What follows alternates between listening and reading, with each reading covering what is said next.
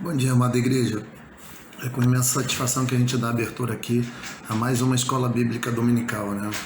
E temas tão gratificantes, tão edificantes, né? Que vão falar sobre como glorificar a Deus, né? Já trabalhamos alguns temas para sabermos como glorificarmos a Deus como o nosso trabalho, como glorificar a Deus ao comer e ao beber.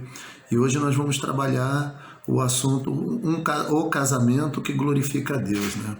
Então, oremos para nós iniciarmos. Deus, muito obrigado, Senhor Deus, porque mais um dia o Senhor nos deste para poder estudarmos a sua palavra, Senhor Deus, para estarmos juntos em comunhão, ainda que à distância, ainda que virtualmente, Senhor Deus, mas ligados pelo teu amor, Senhor Deus.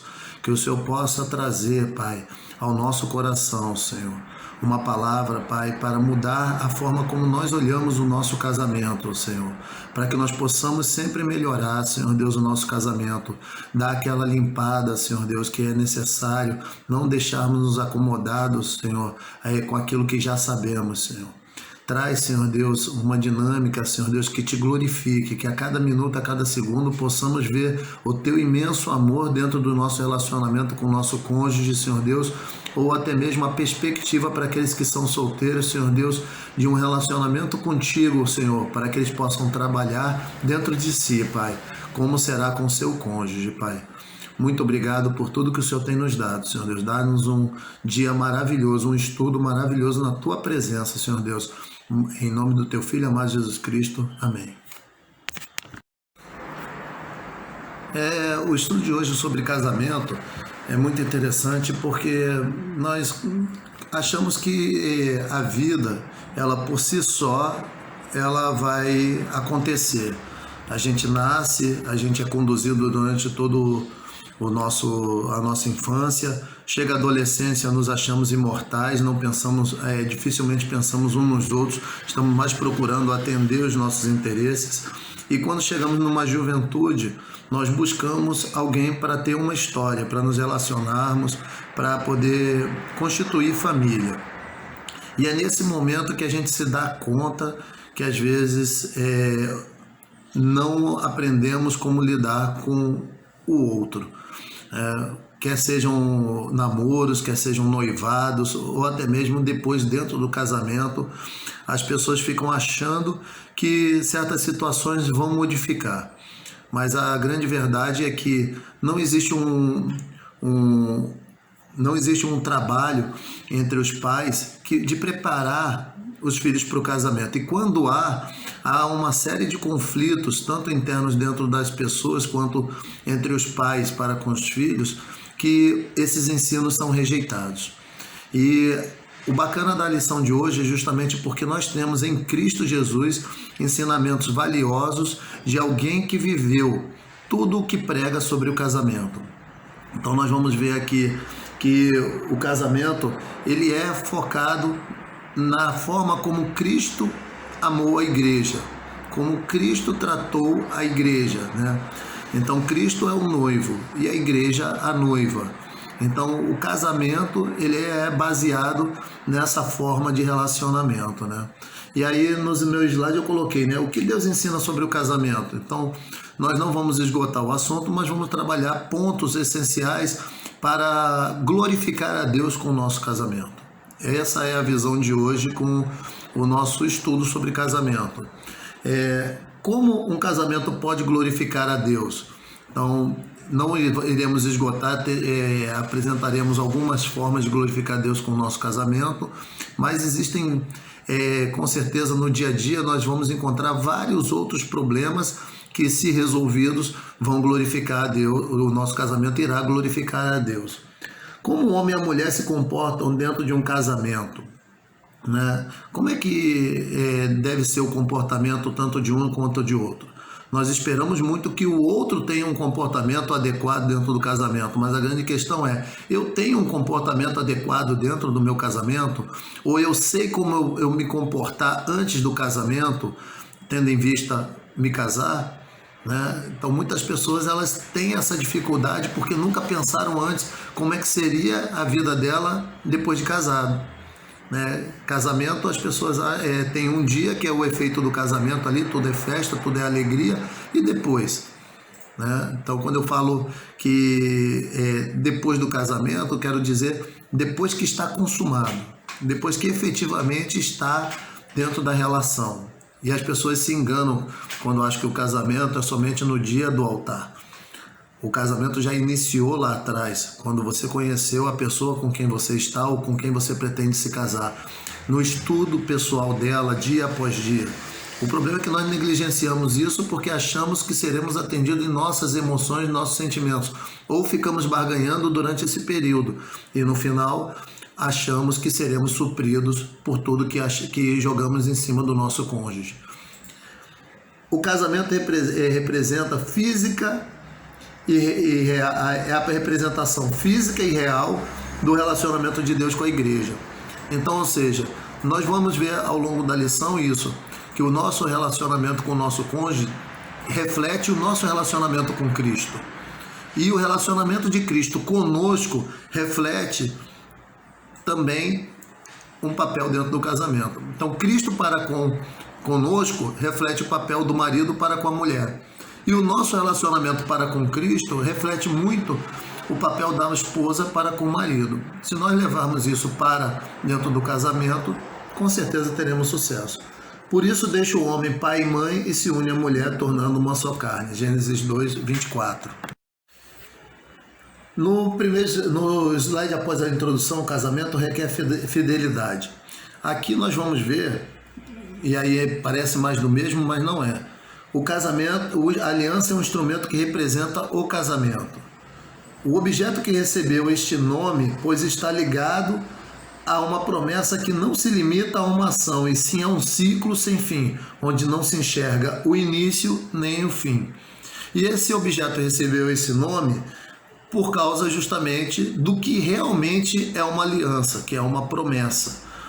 E uma promessa que ela não se baseia no ato com início e fim. Ela se baseia no ato perpétuo. Então, ou seja, assim como Deus cumpriu suas alianças com o seu povo no passado, Ele quer que cumpramos as nossas alianças no presente. Então, ou seja, Ele quer que a gente cumpra a nossa aliança com o nosso cônjuge. Então, muitos fizeram votos. Se forem buscar nos vídeos de casamento, tem lá os votos que foram realizados, né? Muitos utilizam o voto padrão, né?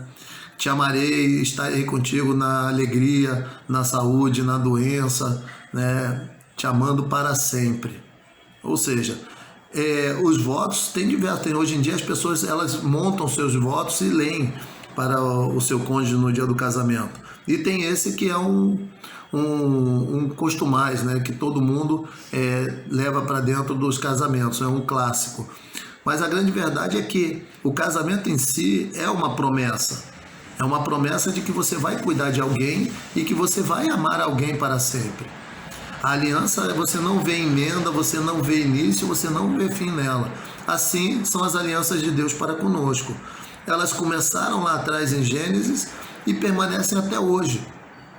Tanto que Deus nos ama de uma forma tão grande que deu seu único filho. Para quê? Para restabelecer a aliança que o homem quebrou. Quem quebrou a aliança não foi Deus conosco. Ele manteve e mantém até hoje. As pessoas criticam, ficam se perguntando por quê, mas se esquecem de verificar dentro de sua vida se a aliança foi mantida. O problema é que nós quebramos as alianças. Nós não mantemos fiéis. E esse slide vem falar sobre isso, né? Deus requer fidelidade no casamento. E aqui nesse slide diz, né? Digno de honra entre todos seja o matrimônio, bem como leite sem mácula, porque Deus julgará os impuros e adúlteros. Hebreus 13, versículo 4. Ainda no segundo slide, sobre o tema o casamento requer fidelidade, né? Eu vou ler aqui, até porque aqui é muito claro e a ideia não é repetir mais do mesmo, até porque os versículos que falam sobre as formas de adultério são muito claras com relação a isso daí e não há discussão, não há nada que se relativize quanto a isso. né? As pessoas podem até querer agir de outra maneira, mas não há relatividade com relação, não há negociação com a palavra de Deus nesses pontos. Então, o adultério clássico. O marido ou a mulher se envolve com outra pessoa fora do casamento. Esse é o adultério clássico. O adultério na intenção. Ocorre o desejo na mente, os olhos vê e em pensamento a pessoa deseja outra pessoa. Adultério pelo divórcio e segundo casamento. Então é consumada a separação e, consequentemente, o repudio de um dos cônjuges. Então aqui no caso, os dois são casados e um deles resolve se separar, resolve repudiar o seu cônjuge. O adultério pelo casamento com alguém divorciado. É consumada a separação e, consequentemente, o repudio de um dos cônjuges. E, com isso, outra pessoa que não é casada vem e casa com um desses divorciados ou separados. Ali ocorre o adultério. Então, ou seja, vamos trabalhar primeiro os dois primeiros, né, que são um pouco mais claros. O que leva uma pessoa a ser frustrada no seu casamento? Eu acho que a grande questão do adultério aqui, ela vai falar muito mais da frustração dentro do casamento do que propriamente de uma intenção deliberada em ser mal. Tanto que isso aflige pastores, líderes cristãos e tudo mais. Não é por desconhecimento da palavra ou questionamento da palavra. É justamente porque na fase em que as pessoas deveriam lidar com suas emoções, com seus sentimentos, ou até mesmo deveriam estar se preparando, se amadurecendo para uma vida adulta, eles continuam perpetuando a sua infância e sua adolescência, por falhas lá atrás, sentimentais, emocionais. E isso, no final das contas, vai refletir dentro do casamento. Então, por vezes, as pessoas elas têm falhas nos relacionamentos com seus pais. E isso ela vai começando a projetar. E ela vai buscando esse amor que muitas das vezes teve dificuldade de sentir ou de se relacionar com seus pais, vai levando para pessoas de fora de sua família. E no momento em que ela se casa, ela busca ser feliz. Ou seja, ela não busca fazer uma outra pessoa feliz, ela não busca se comportar de maneira a atender anseios e necessidades do outro, ou se comportar como deveria ser os seus papéis. Ela desconhece os seus papéis, questiona os seus papéis e com isso ela não satisfaz o outro. Consequentemente, você tem dentro de um casamento duas pessoas brigando para serem atendidas e as duas exigindo do outro e nenhuma das duas fazendo. E mesmo quando até ocorre um fazer, às vezes num desespero tão grande de receber, que a pessoa ela acha que passa a ser uma obrigação da outra identificar essa satisfação e aí ela ser atendida. No próximo vídeo eu vou explicar um pouquinho melhor essas questões. Então, como é que funciona o que eu falei no vídeo anterior? Nós, durante a nossa infância, teremos necessidades básicas a ser atendidas, que é comer, dormir, ter a atenção dos pais, sermos frustrados na nossa infância, recebermos não, sermos educados, sermos conduzidos literalmente e não os nossos desejos mais compulsivos serem atendidos. É na infância, até os 10, 11 anos, que nós somos plenamente conduzidos por um adulto, por uma pessoa sadia que sabe exatamente por onde deve aquela criança andar. O adolescente, ele por sua vez, ele começa a ter uma expansão social. Então ele começa a levar tudo aquilo que ele aprendeu na sua infância para os relacionamentos com outras pessoas fora do lar. Nesse momento, ocorrerão frustrações. E aqui onde entra mais uma vez o papel dos pais, onde tem que estar atento às frustrações dos filhos. É um momento muito difícil, pois muitas das vezes estamos preocupados com o trabalho, como alimentar a casa, como conduzir a casa, estamos preocupados com os nossos relacionamentos com o nosso cônjuge. E aqui o adolescente ele passa a se sentir sozinho, é a tal da crise da adolescência, né, que o pessoal brinca, a aborrecência. Por quê? Porque ele se sente sozinho. Ele acha que o mundo conspira contra ele. E muitas das vezes ele se acha imortal e que nada daquilo que os pais sempre corrigiram ele dá certo. É o momento que bate de frente com o pai, com a mãe. É o momento que ele quer sair de casa, ele quer a independência dele. E essa independência ela tem que ser dada, sim, lenta e gradativamente, sempre buscando a frustração na medida correta nessa fase. A frustração plena era na infância. Aqui ele já pensa, ele já raciocina, ele forma pensamentos e conflita com os pais. E aí esse adolescente ele cresce e acha uma pessoa para casar. Só que se essas duas etapas anteriores não tiver sido bem solidificada, o que ele vai fazer? Ele vai buscar alguém que o ame e não alguém para ele amar. E aqui nasce o problema do casamento e do adultério. Porque quando ele entrar no casamento, muitos entram porque buscam sexo, muitos entram porque buscam mais um pai, muitos entram porque buscam mais uma mãe. E quando entram no casamento, eles se deparam com uma outra pessoa com falhas, com problemas, com seus interesses, com seus desejos, com suas ansiedades, com suas frustrações. E se ele não souber lidar com as dele, como é que ele vai lidar com a do outro? E aí o que começa a acontecer? Como nos dois primeiros casos, o adultério clássico e o adultério na intenção. É aquele momento em que ele se sente, o esposo ou a esposa se sente frágil, se permite muitas das vezes observar outras pessoas e começa a comparar com o cônjuge. Ou até mesmo, dentro dessa ideia, ele começa a expandir os seus problemas para pessoas que não têm nada a ver com o seu relacionamento.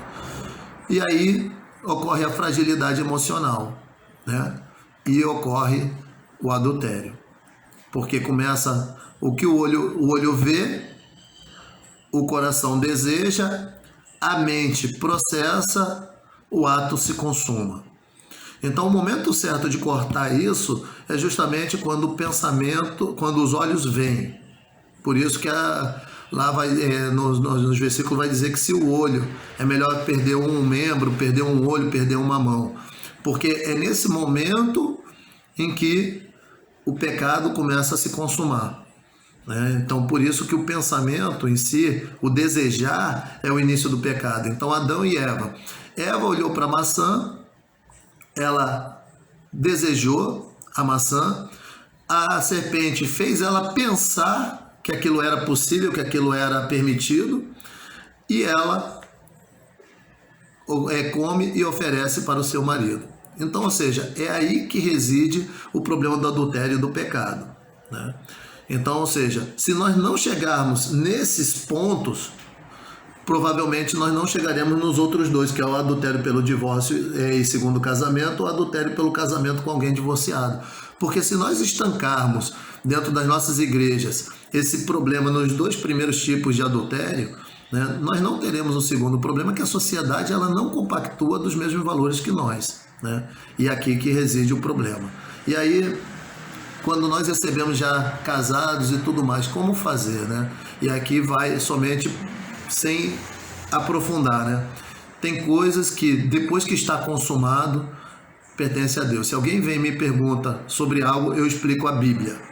É decisão sempre de cada um. E após a decisão ser tomada de cada um, como funcionam as misericórdias de Deus, sinceramente, eu não sei. É um mistério para mim. E aí é cada um com Deus.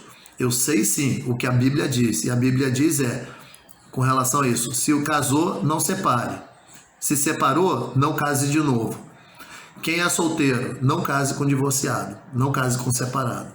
É isso que diz a palavra de Deus e é isso que nós vamos não aprofundar no dia de hoje, porque o tema aqui é a gente buscar o nosso relacionamento que glorifique a Deus e não como consertar as coisas que já foram quebradas. É como não quebrar aquilo que Deus nos deu. Então, finalizando o tema anterior, o que eu poderia dizer para finalizar não busquemos entrar em pecado nesse ponto do adultério. que nós estejamos cortando logo no início, quando os pássaros sobrevoam a cabeça. A Bíblia diz em Provérbio que os pássaros podem sobrevoar a cabeça, mas não podem fazer ninhos. Então, ou seja, não deixemos que alguns pensamentos que possam até vir sobre a nossa mente, eles possam fazer morada e isso passar adiante, né? Que nesse momento nós possamos reconhecer o nosso pecado, pedir perdão a Deus para não entrarmos em adultério. E no segundo né, como eu disse, a ideia é não entrarmos em adultério. Então, se ocorreu, o perdão está aí para poder falar sobre isso. E como eu disse, a lição não se estende sobre esse assunto. Porém, se depois da lição os irmãos quiserem até continuar ou falar sobre isso, podemos até abrir, se o Marcelo achar que é o caso, abrir um ponto de estudo sobre isso daí. Porém, aqui fica somente esses ensinamentos, né? O que é o adultério, como ele chega dentro do casamento, então como evitar para que o meu casamento possa glorificar a Deus. Esse é o tema da lição de hoje, tá ok? Então vamos para o próximo slide, a liderança do marido. Então aqui, o homem é o cabeça da casa e não possui predileção por gênero. Então a Bíblia, quando fala sobre isso, ela não fala sobre a mulher ser a cabeça da casa. E quando a gente vem nesse papel, não é uma questão de gênero, não é uma questão de machismo ou feminismo. É uma questão que nós vamos ver que se obedecermos à natureza, como Deus e Jesus Cristo colocou, né, todos sairão satisfeitos. O problema é que há falhas por parte do marido. Nós vamos ver aqui o que o marido faz que ele erra, que acaba exigindo da mulher um posicionamento diferente. E com isso, problemas vêm dentro do casamento ou até mesmo antes do casamento. Então, ou seja, o homem é o cabeça da casa por causa dos papéis que ele deve desempenhar na equipe de uma só carne. Então, homem e mulher, eles são iguais perante Deus, e os dois desempenham papéis importantíssimos para a honra e a glória de Deus. Quando se casam, eles são semelhantes e iguais. Então, ou seja, é ali que reside a questão dos papéis. Nós vamos ver mais à frente que o conselho vem da mulher. Ela foi colocada para ser a conselheira do marido. E o marido o decisor, porque a ele compete as coisas fortes, as coisas mais duras da vida. O homem foi feito para realmente ser duro, para enfrentar as severidades, as dificuldades da vida. Ele é o provedor, é o responsável pela segurança no lar, ele é o guerreiro do lar, ele que combate as guerras, ele é o sacerdote, ele é o líder.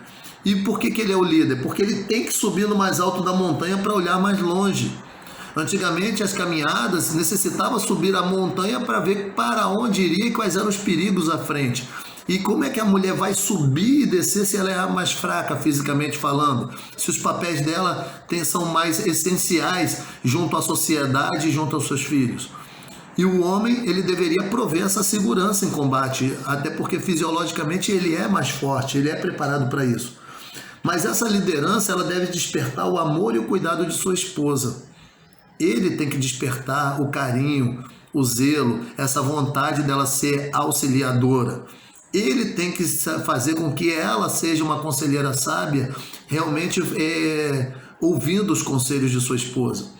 Então, cuidar bem da esposa e praticar atos de amor, agradar a esposa, ajudar em uma vida ajuda em uma vida espiritual melhor. Ou seja, o papel da mulher é ajudar a vida espiritual do marido, e o marido sacerdote da casa, ou seja, buscar fazer o culto no lar, buscar a palavra de Deus para que ele possa estar sendo o sacerdote cuidando da sua casa. Então, como foi dito, né? Aqui reside o primeiro problema de um casamento, né, para poder ele ser sadio e glorificar a Deus, né, com relação ao casamento. E aqui também pode conduzir ao ponto anterior, né, e aqui afeta a fidelidade. Então, ou seja, o homem, quando ele é criado, ele tem que ser criado para ser um guerreiro. A própria Bíblia fala isso o tempo inteiro, né? Os homens eram homens de guerra, homens valorosos. Não que as mulheres não possam guerrear, não que elas não tenham a sua força, mas o papel dela não é esse. Deus deu um papel maravilhoso para a mulher que nós vamos trabalhar mais à frente, mas o homem, ele tem que ser um ponto de segurança. É visível as mulheres hoje em dia buscando segurança, né? Tanto que tem mulheres novas que às vezes se encantam com homens mais velhos. Por quê? Porque na verdade o homem mais velho é a maturidade, é a segurança que ela deseja, né? E o papel de provedor? Poxa, o homem não pode ser preguiçoso. O homem, ainda que a mulher possa trabalhar e ganhar mais que ele não pode se dar ao luxo de não trabalhar, porque é dele o papel de prover, é dele a segurança. Isso afeta muito a mulher, né? Muitas podem dizer que não e tudo mais, mas afeta sim. Por quê? Porque é dele. O homem não é a criatividade, afeta a mulher. Ao homem é afeto a força, a virilidade, o desempenhar atividades duras, severas. O coração do homem, a fisiologia humana, a testosterona faz com que o homem possa suportar cargas de adrenalina em seu coração. O número de mulheres que têm problemas cardíacos aumentou substancialmente com essa nossa sociedade do jeito que está, com a mulher trabalhando mais. E mais, filhos estão ficando sem educação. Não que seja somente da mulher, mas ela é que no período deveria estar. Entendemos a parte econômica, entendemos a parte social atual, entendemos os dias de hoje, mas nós não podemos deixar de falar do que é o ideal bíblico. O ideal bíblico é esse. A mulher não quer dizer que seja somente uma escrava trabalhando dentro do seu lar, mas o marido tem que reconhecer o trabalho de sua esposa. Ao chegar em casa, ele tem que reforçar a autoridade da sua esposa perante os seus filhos e não retirar. Ao chegar em casa, ele não tem que buscar ser plenamente satisfeito só porque teve um dia duro. Esse dia duro é o seu papel. Ao chegar em casa, ele tem que reconhecer o papel da esposa e o trabalho da esposa. E os dois estão sim cansados ao final de um dia. Então, se a mulher ela trabalha em casa, ela está cansada e o homem tem que reconhecer isso, até para que ela possa dar o amor que ele precisa, para que ela possa dar a atenção e o carinho que ele precisa, né? O homem pode ser frágil, pode chorar, não é disso que nós estamos falando, mas é o homem que tem que ficar atento, é o homem que tem que, ao ir dormir, fechar a porta da casa, é o homem que tem que verificar se todas as situações e seus bens estão seguros, é o homem que tem que fazer isso, né? Isso é bíblico. Vós maridos, amai vossas mulheres como Cristo amou a igreja e a si mesmo se entregou por ela. Então, ou seja, Cristo entregou o seu próprio corpo por amor à igreja. E é assim que os homens têm que se comportar.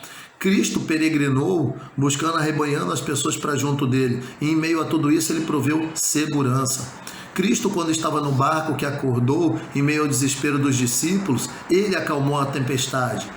É através do homem que Deus quer acalmar as tempestades dos nossos relacionamentos, dos nossos casamentos. É através do homem que ele quer que peregrinemos para poder alcançarmos outras pessoas pelo exemplo do nosso casamento. É através do homem que Deus quer que o sacrifício seja feito. O homem tem que subir o ponto mais alto, buscar os mandamentos da casa como fez Moisés, trazer os mandamentos para dentro do seu lar, não deixar que se afaste do seu lar as tábuas da lei. É o homem que tem que fazer isso, né? O homem tem que olhar para os seus filhos para poder verificar se tudo está bem para eles. A mulher administra, a mulher cria, sim, e o homem reforça tudo que a mulher faz. Mas ao homem também compete ouvir os conselhos de sua esposa, né? Ao homem, ele passa a palavra de Deus na sua integralidade com toda a sua força. A mulher, ela recebe e como um radar espiritual, ela alerta o homem dos perigos daquilo que ela aprendeu junto a ele. É assim que funciona e é assim que a liderança do marido vai fortalecer o casamento para que o casamento glorifique a Deus. Então, finalizando a liderança do marido, né, é só observarmos Jesus Cristo, né? Jesus Cristo esteve na sinagoga aprendendo quando era criança. Jesus Cristo, ele transformou água em vinho, ou seja, ele proveu a alegria que aquele casamento necessitava. Jesus Cristo alimentou uma multidão com pão e com 2 peixinhos e 5 pães. Ele multiplicou o alimento. Assim, o homem tem que prover o seu alimento para casa, multiplicando o seu trabalho de maneira a fornecer todo o alimento necessário para casa. Jesus Cristo, ele estava orando no monte enquanto os discípulos passavam para o outro lado, no mar da Galileia. Naquele momento, forte tempestade sobreveio e ele foi ao encontro dos discípulos para poder dar paz. Ele incentivou Pedro a andar sobre o mar. Assim, nós maridos devemos sustentar nossas esposas, fazendo elas andarem sobre o mar, os nossos filhos enfrentando as tempestades da vida. Ele estava dormindo tranquilo e ele pôde dizer para os seus discípulos que eles deveriam ter fé. E nós, maridos, devemos fazer isso com nossas esposas. Em meio ao desespero que é natural, às vezes pela ansiedade feminina, pelas características femininas, nós devemos dar essa segurança sim para as mulheres, para que nós possamos receber amor em troca, confiança, zelo, né? E mais ainda, Jesus Cristo, ele sabia que tinha que ir para o Calvário. Ele sabia que tinha que subir naquela cruz, sabia que tinha que morrer por aqueles que ele amava. Assim o homem deve fazer pelos seus. Independente das circunstâncias, independente do que aconteça, das situações dentro de um casamento, o homem tem que estar disposto a dar a sua vida pela sua esposa e pelos seus filhos. Ele tem que estar disposto a se sacrificar para poder manter o seu lar glorificando a um Deus maravilhoso que tudo crê, tudo nos sustenta. Então, esse Deus misericordioso que vai ver essa intenção desse homem e vai abençoar esse casamento. Agora nós vamos falar do papel da mulher, né? A importante atuação da esposa, né? A esposa tem sim uma atuação de liderança, embora não deva se sobrepor ao homem, porque compete ao homem se sacrificar pela casa, compete ao homem subir as montanhas para olhar mais longe, mas compete à mulher o auxílio. A Bíblia vai dizer que Deus, quando estava lá no jardim, lá em Gênesis 2, ele viu que o homem estava só e que não era bom que o homem ficasse só. E ele disse que faria uma adjuntora, uma auxiliadora idônea, ou seja, uma pessoa clara em seus pensamentos, uma pessoa que teria uma fidelidade em seus pensamentos. E até mesmo essa idoneidade seria o quê? Ela estaria sempre com conselhos sábios, conselhos para progredir, conselhos que fortalecesse a confiança nela, né? Então, a mulher é adjuntora e auxiliadora idônea, é aquela que tem um papel administrativo devido às suas características biológicas que Deus lhe concedeu, né? A mulher prudente edifica o seu lar e possui semelhanças como a Igreja de Cristo, né? Quando a gente fala edifica o lar, eu me lembro sempre da casa sobre a rocha e da casa sobre a areia. Muitos acham que é o marido que deve fazer essa edificação, porque pedreiro pega cimento, aquilo tudo, mas não é ligado a isso. Na parte espiritual, quem faz os fundamentos para que o sacerdote possa trazer a palavra de Deus ao seu lar é a mulher. A mulher edifica, ela faz as bases de sustentação do casamento e da palavra de Deus dentro do casamento. Ao homem é o sacerdote, é a lei, é o cumprimento das regras, é o conhecimento mais profundo da palavra de Deus. Mas a mulher é o trato de digerir esse conhecimento, vamos dizer assim, distribuir melhor esse conhecimento para todas as áreas de dentro de sua casa. Por quê? Porque ela é administradora. Ela recebe o salário e ela divide para que possa fechar o mês. É ela que olha a despensa, é ela que olha, estou falando de situações práticas, lógico que o marido também pode fazer essas coisas práticas, mas a questão não é a praticidade do que fazer ou não fazer, é a teoria do que se faz. Porque se ela administra, se o homem não fizer, ela vai fazer. Ela vai olhar se tem roupa ou não tem roupa nos guarda-roupas, ela vai olhar se tem comida ou não tem comida na geladeira e nas despensas, ela vai dizer para o marido se as contas estão ou não fechando, É ela que vai dar os conselhos melhores para o que o marido não cometa, não põe os pés pelas mãos. É ela que vai dizer se uma ação mais vigorosa do marido, ela é sensata. Eu diria que a mulher é a diplomata dessa relação. É ela que acalma o homem para que ele não use a sua força e destrua relacionamentos com pessoas importantes. A mulher é sim uma força política, vamos assim dizer, dentro do relacionamento. É ela que olha para o outro em toda a sua emoção e mostra isso para que o homem não desfira. A gente pode ver esse papel muito claro em Abigail, né? Que ao defender o seu marido de Davi, Davi estava disposto a matar, né? Mas Abigail vai lá com sabedoria, né? Conversa com Davi, ou seja, faz com que a sua casa permaneça. Tem situações que é assim que a mulher tem que ser, uma auxiliadora. Ela é que intervém nesses problemas quando o homem está de cabeça quente, quando o homem está totalmente exausto. Mas ao mesmo tempo, né, ela é a representação da adoração e do louvor a Deus, né? Então, a adoração da mulher e o louvor a Deus da mulher reveste o lar de bênçãos vinda do Senhor. Quando o homem ouve a sua mulher, os conselhos de sua mulher, e ele recebe isso e permite ser edificado por esse louvor e essa adoração, o lar dele será cheio de bênção, porque as suas decisões serão decisões que vêm do coração de Deus. Vejam aqui que não há uma disputa de poder, não é quem manda mais dentro de casa, mas sim aquele que ama mais a ponto de fazer o seu papel com excelência dentro de sua casa. Então, muitas das vezes, quando nós buscamos amar, aí sim os problemas se resolvem dentro do lar. Conselhos sábios e orientação para o marido poder tomar decisões sábias e assim o casamento glorificar a Deus. E eu coloquei aqui como versículo: falhei uma auxiliadora idônea para ele. Foi palavras de Deus pensando no homem, dar um presente para Deus. Então a mulher é um presente para o homem, e o homem tem que cuidar da mulher como vaso mais frágil, como um presente de Deus para a sua vida, Gênesis 2:18. Falando ainda do papel da esposa, da importante atuação da esposa, eu queria trabalhar para a gente partir para a conclusão, o seguinte é a questão, a submissão.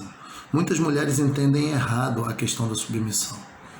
Não é uma disputa de poder ou de quem manda mais. Não é uma disputa por uma questão de obedecer cegamente, mas é uma questão de respeitar. É uma questão de olhar e cuidar do outro. Então, a missão sempre vai ser dada para o homem, que ele, como foi dito aqui, ele tem todas as características fisiológicas para suportar as dificuldades, para suportar a pressão de decisões, para lidar com as consequências das decisões. Mas, ao mesmo tempo, ele precisa, muitas das vezes, de uma segunda opinião. Ele precisa de um olhar mais amoroso, um olhar mais criativo, um olhar mais administrativo para as coisas. Ele precisa, sim, de uma conselheira, alguém que anda com ele, ao lado dele. Eu diria que se fosse colocar num corpo, já que o homem é o cabeça, a mulher é o pescoço. A cabeça só deveria girar para onde o pescoço lhe auxiliasse girar. Ele sempre vai mandar girar para a direita, mas se o pescoço não quiser girar para a direita, vai dar torcicolo. E é o que acontece nos casamentos quando eles começam a afundar. Nós temos pessoas que acham que ser submisso é apanhar do marido. Lá está escrito para os maridos, amai a vossas mulheres como Cristo amou a igreja. Em momento nenhum Cristo bate na igreja. Em momento nenhum há agressão de Cristo para com a igreja. Muito pelo contrário, existe o livre-arbítrio. Deus deu o livre-arbítrio para todos nós. Nós temos o livre-arbítrio para fazermos o que queremos. O problema é que as consequências vêm. E aí não queremos aceitar as consequências. Então, ou seja, não é uma questão de obediência cega. É uma questão de Deus estar dentro do casamento. O homem vai ter na sua mulher uma mulher conselheira, uma mulher amorosa, Quando ele olhar para ela como vaso mais frágil e cuidar da segurança dela. Quando ele prover tudo o que ela precisa, não é só financeiramente. A mulher precisa de atenção, a mulher precisa de cuidados. E a mulher, por sua vez, o homem precisa também de atenção e precisa de cuidados. O problema é que nós estamos fechados numa sociedade egoísta, onde cada um está fechado em si, querendo ser feliz. E aí nós temos uma colher grande na nossa mão, em que não conseguimos pegar do nosso próprio prato para nos alimentarmos. Existe uma dinâmica em que duas pessoas estão de lados opostos de uma mesa. O prato de comida e uma colher imensa, onde o seu braço não consegue colocar a colher dentro do prato. Qual é a solução para um alimentar o outro? É a minha colher pegar o prato da minha esposa e eu alimentar ela. E ela pegar a colher dela dentro do meu prato e me alimentar. É assim que vai funcionar. Porque senão nós estaremos numa disputa de poder onde todos perdem. Quando alguém fosse casar, deveria olhar para com quem está casando. Deveria verificar se essa pessoa compartilha dos mesmos valores, das mesmas intenções de vida. O problema é que nós só queremos satisfazer o nosso hoje. Ou queremos satisfazer sexualmente, ou queremos satisfazer o vazio que muitas vezes está em nós, ou queremos preencher com o nosso cônjuge o vazio que somente Deus poderia preencher. E por vezes nós vamos conhecer a Cristo depois desse casamento já consumado. E com isso, após consumado, a Bíblia diz que a mulher pode abençoar sim o marido não crente. E o marido crente pode abençoar sim a sua esposa não crente. Agora, para isso, exige fidelidade. Fidelidade a Cristo, fidelidade a Deus, fidelidade ao seu cônjuge. Não é uma fidelidade só sexual. É uma fidelidade de ideais, é uma fidelidade que faz ele olhar para ela todos os dias e atender às necessidades dela, necessidades emocionais, necessidades psicológicas, necessidades físicas, necessidades financeiras, várias outras necessidades que o homem tem que prover para a mulher. E a mulher, por sua vez, tem que parar com essa questão de disputa, não é questão de feminismo. O homem pode lavar as louças? Pode, sem problema nenhum. O homem pode lavar roupa? Pode. Mas muitas das vezes ele não foi talhado para aquilo. Então tem que ter paciência, tem que ensinar. E mesmo que ensine, como é que é o dia a dia de ambos? Tem que ser olhado qual é a rotina de cada casamento, de cada lar. Não é somente vamos determinar agora vamos seguir essa linha feminista, linha de gênero. Não, isso está errado. Não é assim. Um casamento também é um contrato. Então, os dois contrataram algo lá atrás. Os dois aceitaram com algo lá atrás. Não é agora, depois de 30 anos de casado, 20 anos de casado, que vão romper com o contrato que foi feito lá atrás. Muitas das vezes são 20 anos fazendo as mesmas coisas e da noite para o dia quer mudar. E aí nós vemos casamentos já com largo tempo sendo desfeitos. Por quê? Egoísmo. Ou senão um dos cônjuges cansa de seus papéis. Que Deus possa estar nos abençoando, né? Aguardo os comentários dos irmãos para fechar com a nossa conclusão. Caminhando para o final aqui do nosso estudo, né? E depois ficamos aí pelos comentários dos irmãos e pela oração do irmão Marcelo, para que a gente possa finalizar, né? Mas falando sobre a conclusão do estudo de hoje, né? Nós vimos que o casamento é um reflexo da relação de amor do casal, né, em relação a Cristo. Ou seja, o meu casamento ele vai refletir eu como marido, como eu me relaciono com minha esposa.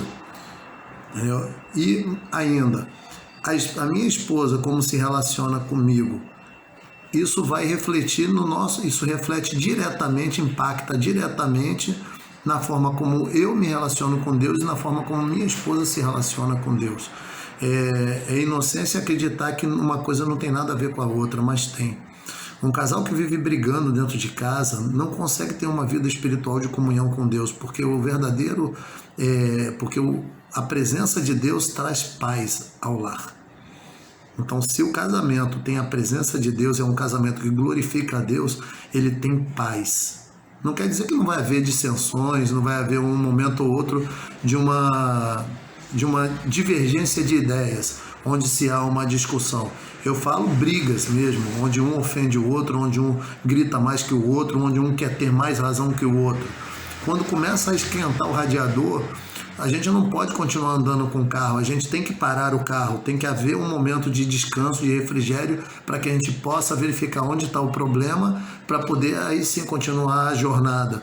Porque se o carro continuar andando, o radiador vai ferver, vai trancar o motor e assim a viagem é interrompida, até que as peças sejam trocadas novamente.